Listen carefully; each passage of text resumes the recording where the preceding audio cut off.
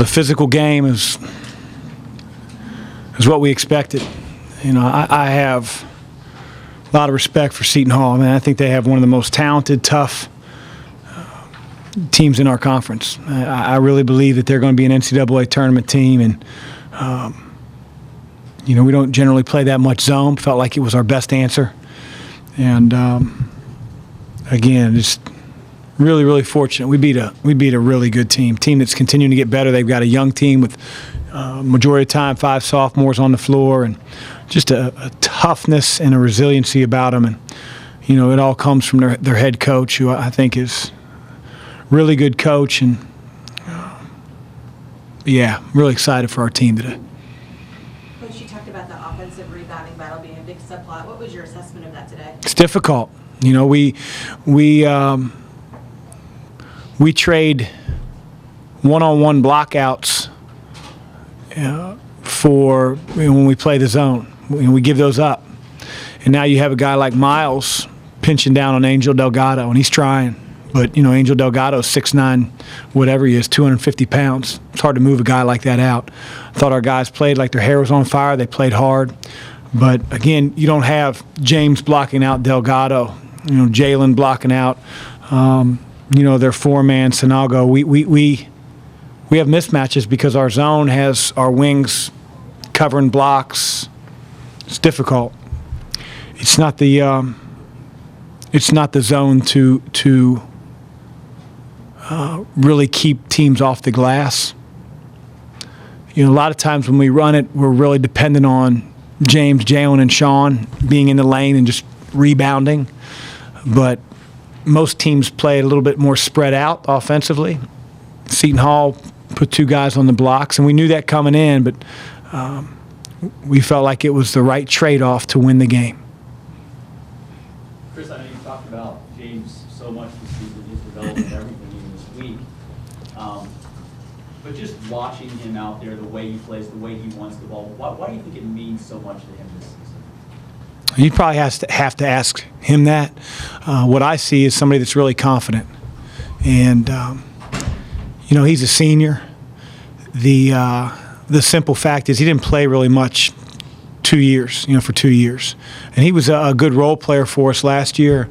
But sometimes when you go through the fire and everything doesn't come your way so easily, you want it more. You just carry a bigger chip on your shoulder. It's just, I'm not going down like this type of attitude. And, he's always been a humble kid. He's been hardworking. He's not the quickest. He's always been a team guy. He has put in time in the weight room. He's put in time on the floor, both in practice and then on his own with Coach Mike. And I just think that you're seeing a guy that's very, very confident in being on the floor, and it's really fun to watch. Speaking of confidence, how much can you rely on Sean now to come in the game and give you guys a lift, whether it's a point or a lot more than I did. I should have played Sean more in the second half. He's really earned it. He's got our staff's total confidence. His teammates really know he can score the ball in the low block. Really know he can. And it's great to see. It's easier when we play the zone to put our 2 big guys in there, and we may have to do that a little bit more.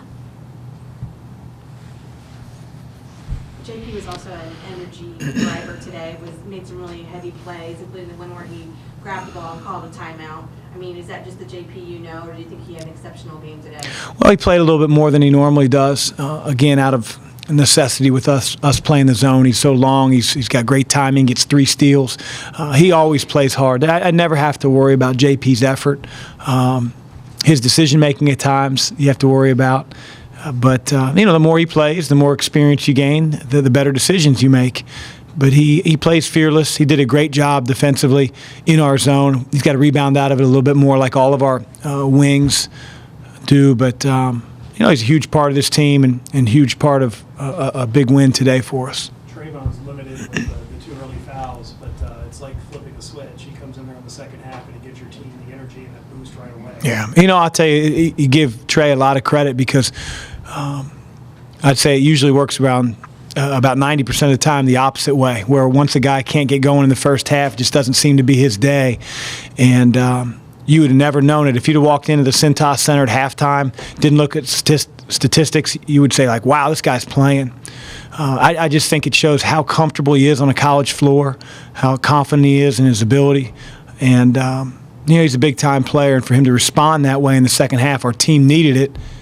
And it just says a lot about his maturity. Last year, a lot's been made about how he struggled in the second half of the year. There's no way he would have had even close to the type of second half today a year ago. Chris, why has your team responded so well after both losses this year? No one likes to lose. You have to ask our guys that. I saw a focus team in practice the last couple of days, and I say that not out of they weren't focused prior to Georgetown. I think we've been a great practice team all year, but nobody was down. A lot of energy. We knew what was needed to be done, and so you generally are on game night who you are on the practice floor, and I think our team is bearing that out. The way they've responded, does that characterize one of the best teams in college basketball right now? A team that's playing at the top 5 level, would you say? Well, I don't know. I mean, I worry about beating Seton Hall, and now I'm focusing on Providence. It's just it's a monster league that we're in. It's getting a lot of national credit, and it should. You got 4 teams in the top 25, and all 4 of them are at the top of the standings. So it's a monster of a league that we're in, and very fortunate today. I don't look at it big picture of how are we playing compared to the Kansases, and that's for people outside of the Cintas Center to worry about. When you were scouting Desi Rodriguez, is he a guy that you thought could come in and score 21 points? Yeah, absolutely. Didn't necessarily think that he would do it from the three-point line like he did against Villanova. He hit 3 threes early. But, Desi, his whole high school career, played the 4 and the 5. So he really likes to play against contact. He has no fear being in the lane. We knew that they were going to put him either at the free throw line in the short corner. And sometimes, again, just like we did against Georgetown, you tip your cap to the team, tip your cap to players too. And he had a couple floaters from 8-9 feet that, quite honestly, we give up those shots at times, oversized. And the majority of guys don't hit them. He's a big-time player, and he hit them.